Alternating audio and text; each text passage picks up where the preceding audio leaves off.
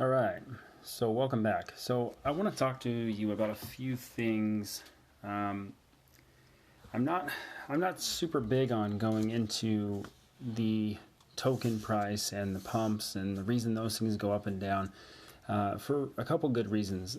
That's really the price of the token and the things that they're doing to get the token price up and listings and all that. That's really not what's going to take Ecomi and ultimately take your investment to the next level.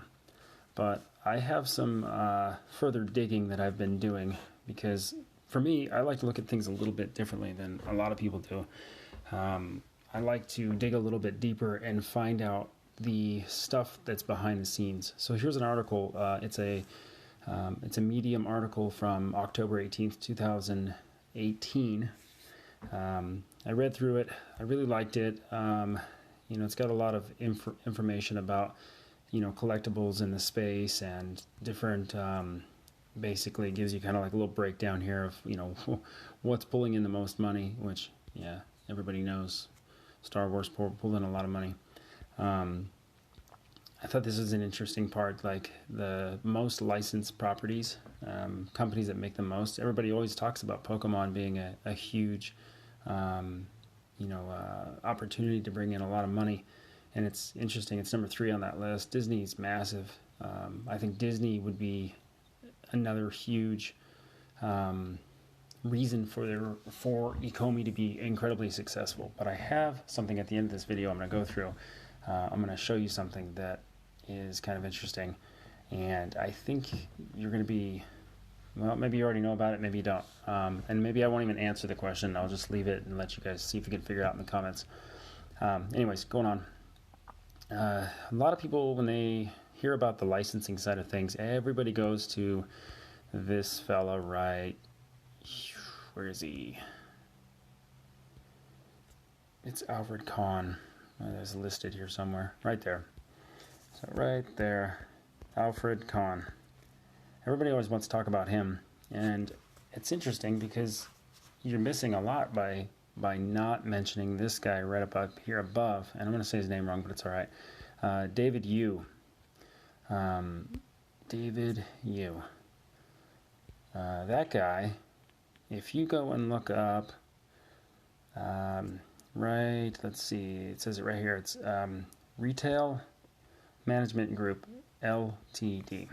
So I went ahead and I searched that and I found it.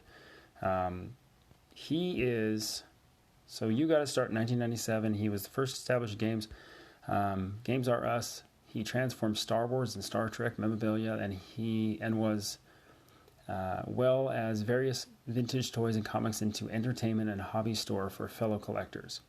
So this guy's got a lot of ties to the industry as well.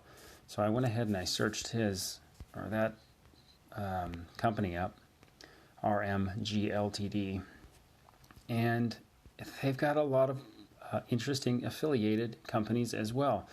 And there's a lot of really cool information in here in their, it's kind of like their white paper.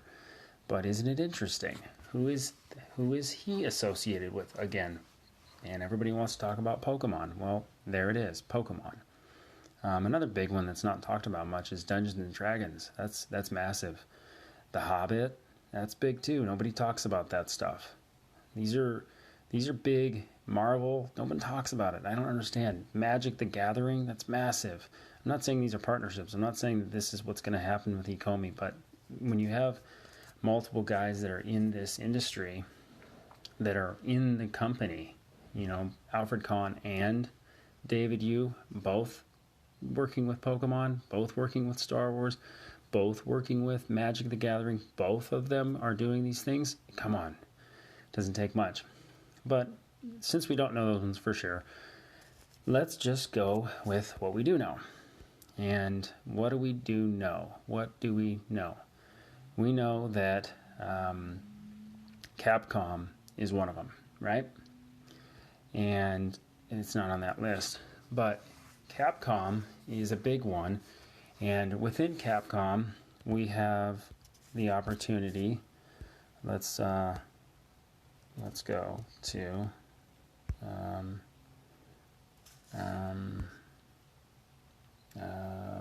Let's go to this one. This guy is from Capcom, right? What's his name? Who's this guy? Who's that guy?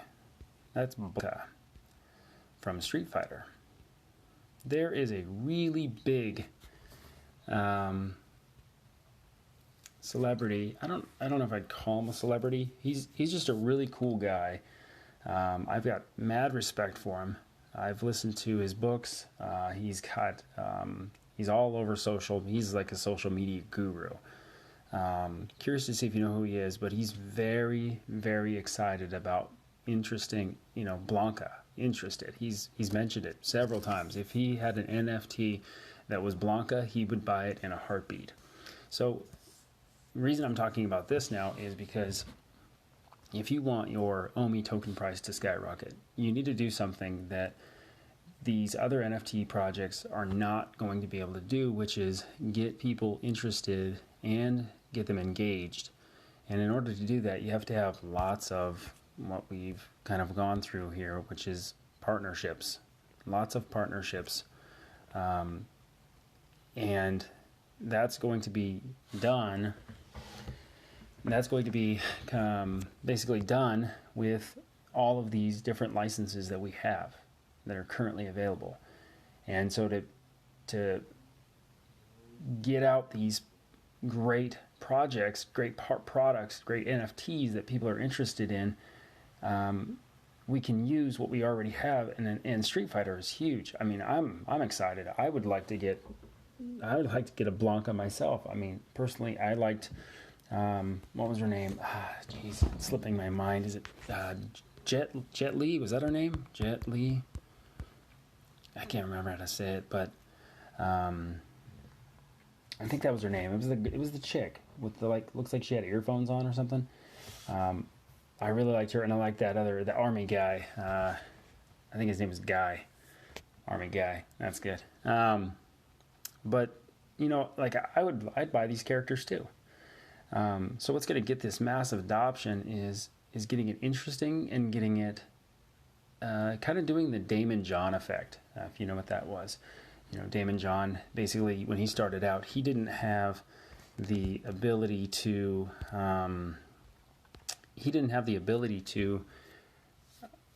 buy and build up a brand. So what he did was, once he created a few shirts and a few hats and a few clothing articles, he took them and he put them on his friends, and then he took pictures, and then he took them off and he put them on his other friends, and he took pictures, and he just kept on doing this. It was called the Damon John effect, and it worked out really well. But what he did was it got him really large, and that's kind of like what we'll be doing here is we'll be taking these NFTs straight to the people that want them. The glory of what Ecomi has is a large array of different licenses. I mean, CBS, that's a weird license, but there's a lot of things within that are going to attract a certain people. Not everybody's attracted to Street Fighter. Not everybody's attracted to Batman. Not everybody's attracted to Superman or Ultraman. But that's the great part about it is there's all these different collectibles, and there's all these different types of things. And it's actually going to go much further than that. I can tell you that because I've kind of got an idea that, these guys are going to continue down the Ready Player One path, which I recorded another video, but I didn't list it because I'm not really sure if everybody's ready for that yet. So yeah, the big things are that we've got a big person who's super interested in Blanka. We've got Street Fighter. And Capcom they're already listed as being one of the ones that'll be dropped. It's going to be huge. It's going to be massive. And if you're watching videos to see if Ecomi's going to moon or it's going to go to the Mars or wherever you think it's going to go, it is. It's going to go monster massive, bigger than you've ever thought it could be. I would say whatever you think it is, 10x it easily. It's just impossible for it to not go up. There's just too many great things about what is to come. So anyways, that's what I've got for you today. Thank you.